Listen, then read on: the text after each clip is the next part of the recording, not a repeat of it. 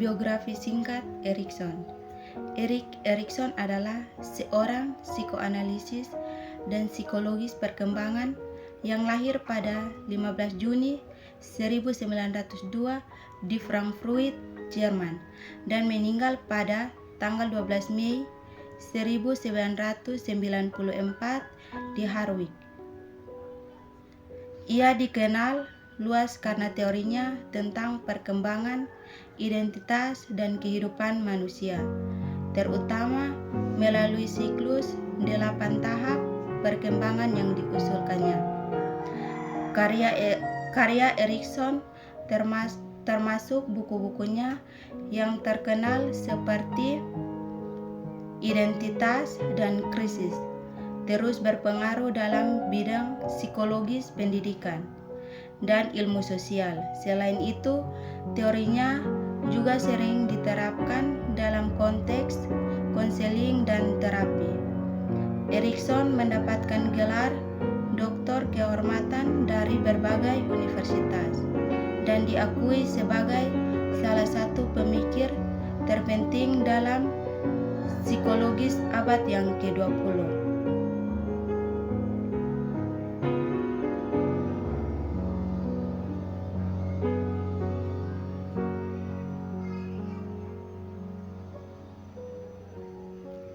Dua, bagaimana Erikson memandang manusia? Pandangan Erikson mengenai manusia dalam beberapa poin. Yang pertama, perkembangan seumur hidup. Erikson percaya bahwa perkembangan tidak berhenti pada masa kanak-kanak atau remaja, melainkan terus berlanjut sepanjang hidup.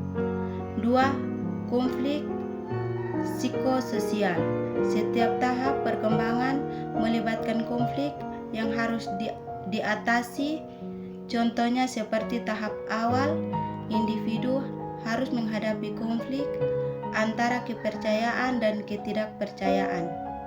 3. Identitas dan krisis identitas. Salah satu aspek penting dari teori Erikson adalah pencarian identitas, terutama pada remaja. 4. Interaksi sosial. Erikson menekankan pentingnya interaksi sosial dan dukungan emosional dalam perkembangan manusia. 5. Kontribusi positif. Setiap tahap dapat menghasilkan kontribusi positif dalam bentuk virtual atau kebajikan jika konflik dapat diatasi dengan baik.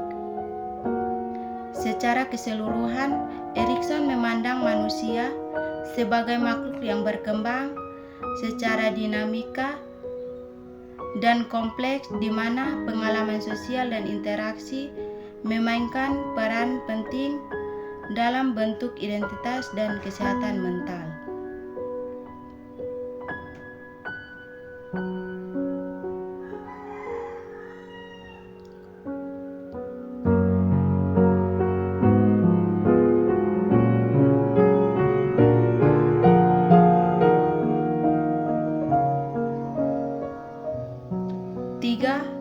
Konsep utama teori Erikson. Teori Erikson tentang perkembangan manusia dikenal sebagai teori perkembangan psikososial. Konsep utama dari teori ini adalah bahwa individu menjalankan 8 tahap perkembangan sepanjang hidup, dan setiap tahap menghadapi konflik atau tantangan psikososial yang harus diatasi. Kesuksesan dalam mengatasi konflik ini berkontribusi pada perkembangan kesehatan mental dan identitas yang positif.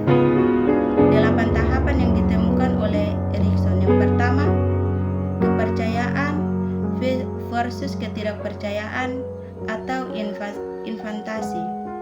2. Otonomi versus rasa malu dan keraguan atau usia dini. 3. Inisiatif versus rasa bersalah atau prasekolah. 4. Industri versus inferioritas atau usia sekolah. 5. Identitas versus kebingungan peran atau remaja. 6. Intimasi versus isolasi atau dewasa muda. 7. Generativitas versus stagnasi atau dewasa tengah. 8. Integritas versus keputusan atau usia lanjut.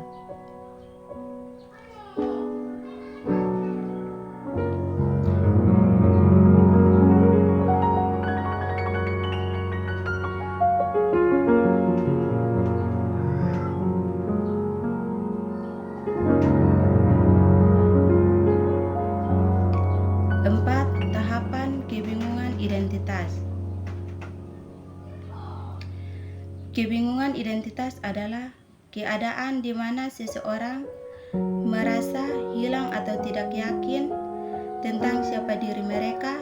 Sebenarnya ini bisa mencakup berbagai aspek seperti identitas pribadi, sosial, budaya, atau bahkan gender. Kebingungan identitas seringkali terjadi selama masa transisi seperti remaja, saat individu mulai dan membentuk diri mereka. Beberapa faktor yang dapat berkontribusi pada kebingungan identitas. Yang pertama, perubahan sosial.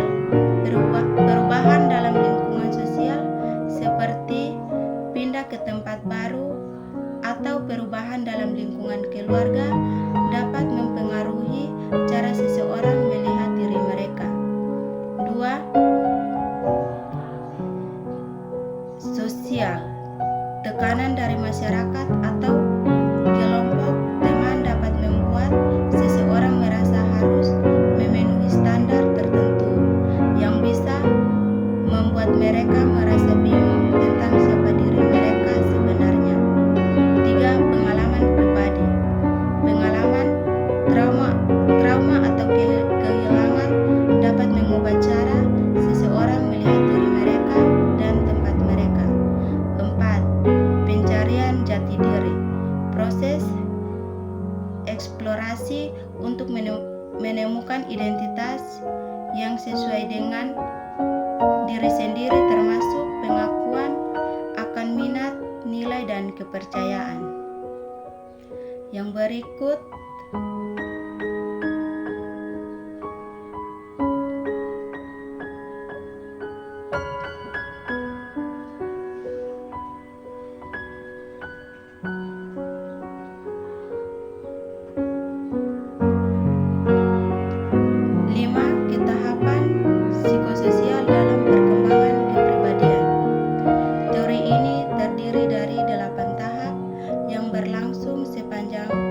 hayat individu, di mana setiap tahap menghadapi tantangan dan krisis yang harus dihadapi untuk mencapai perkembangan psikososial yang sehat.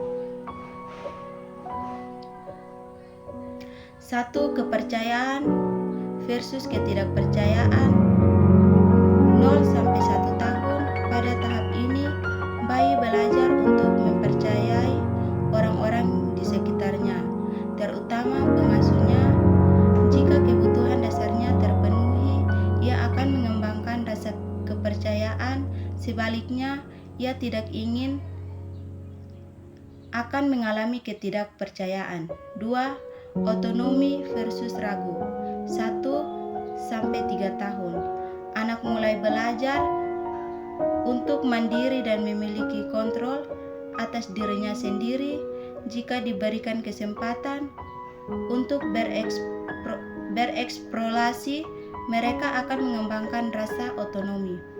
3. Inisiatif versus rasa bersalah. 3-6 tahun. Anak-anak belajar untuk mengambil inisiatif dan mencoba hal-hal baru. Jika mereka didorong untuk berinovasi, mereka akan merasa kebanggaan atas pencapaian mereka. 4. Industri versus inferior. 6-12 tahun. Pada usia ini, anak-anak mulai berfokus pada kemampuan dan keterampilan mereka. Jika mereka berhasil di sekolah dan dalam interaksi sosial, mereka merasa kompeten atau industri. 5. Identitas dan kebingungan peran.